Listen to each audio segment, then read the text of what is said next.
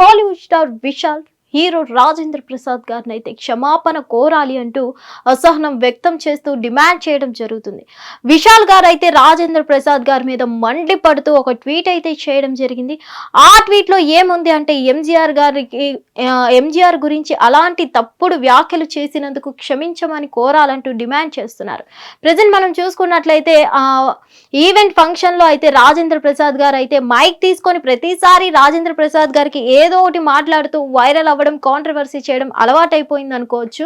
అలాగే ఇలాంటి తరుణంలోనే ప్రెసెంట్ ఈ అవార్డు ఫంక్షన్ లో అయితే ఎన్టీఆర్ ఏఎన్ఆర్ కి మంచి తిలకం లాంటి పర్సన్ కాంతారావు అంటూ కాంతారావు గారిని ప్రశంసిస్తున్న తరుణంలోనే ఎంజీఆర్ గారిని చూస్తూ కాంతారావు గారు భయపడేవారు అని అయితే కొన్ని వ్యాఖ్యలు చేయడం జరిగింది. ఎందుకంటే ఇక్కడ మనం చూసుకున్నట్లయితే ఎంజీఆర్ గారు అయితే తమిళనాడు మాజీ సీఎం కాదు, కేవలం మాజీ సీఎం మాత్రమే కాదు, ఒక గ్రేట్ లీడర్, అలాగే ఒక గ్రేట్ యాక్టర్ అంటూ తెలియజేయడం జరుగుతుంది విశాల్ గారు. అలాంటి ఒక గ్రేట్ లీడర్ ని పట్టుకొని, గ్రేట్ యాక్టర్ ని పట్టుకొని రాజేంద్ర ప్రసాద్ గారు ఇలాంటి అనుచిత వ్యాఖ్యలు ఎలా చేస్తారు అంటూ విశాల్ గారు అయితే మండిపడడం జరుగుతుంది. సో ఇక్కడ మనం చూసుకున్నట్లయితే ఒక లెజెండరీ యాక్టర్ కాంతారావు గారు అయితే ఎంజీఆర్ గారిని వస్తున్నారంటేనే చాలు అతను వణికిపోయేవారు, భయపడిపోయేవారు అని అయితే కొన్ని వ్యాఖ్యలు చేయడం జరిగింది. ఈ వ్యాఖ్యలు ఇప్పుడు దుమారం రేపుతున్నాయితే అర్థమవుతుంది. సో ఇప్పుడు మనం చూసుకున్నట్లయితే అతను చేసిన ఆ ఫంక్షన్ లో ఎంజీఆర్ గారిని చూసి కాంతారావు గారు భయపడతారు, వణికిపోతారు అనే ఈ వ్యాఖ్యలు ప్రెసెంట్ అయితే మనకి దుమారం రేపడం జరుగుతుంది.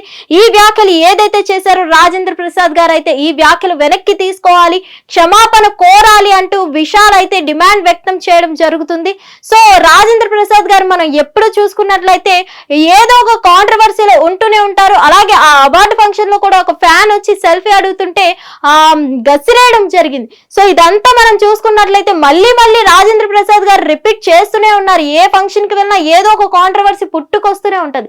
ఈసారి ఏకంగా ఎన్టీఆర్ ఏఎన్ఆర్ ల తిలకంగా కాంతారావుని పోల్చి ప్రశంసించిన పర్సన్ ఎంజీఆర్ గురించి అలా చెప్పడం వెనుక, ఇలాంటి వ్యాఖ్యలు చేయడం వెనుక చాలా ఇది ఉంది అంటూ విశాల్ గారు అయితే మండిపడడం జరుగుతుంది. సో ఇప్పుడు విశాల్ గారు అయితే రాజేంద్ర ప్రసాద్ గారికి ఒక లేఖ అనేది ట్వీట్ రూపంలో తెలియజేశారు. కాబట్టి ఇప్పుడు ప్రెసెంట్ రాజేంద్ర ప్రసాద్ గారు దీని మీద ఏమైనా రెస్పాండ్ అవుతారా, క్షమాపణ చెప్తారా లేదా అనేది అయితే ఇంకా చూడాల్సి ఉంది. హిట్ టీవీ యాప్, ఇందులో short news, live news, entertainment shows, movies, digital magazines తో పాటు మీ జిల్లా వార్తలను కూడా ఫ్రీగా చూడొచ్చు.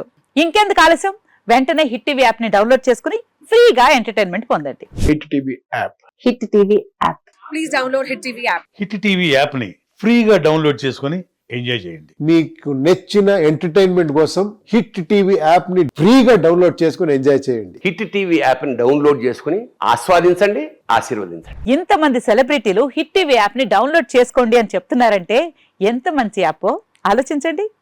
అమెరికా అమెరికా అమెరికా అమెరికాలో చదవాలనుకునే వాళ్ళకి విశ్వసనీయమైన పేరు మన శౌర్య కన్సల్టెన్సీ. UK లో 1 year masters, UK లో 1 year masters, 2 years work permit up to 5 years visa. Contact Saurya Consultancy. Contact 89851 89851.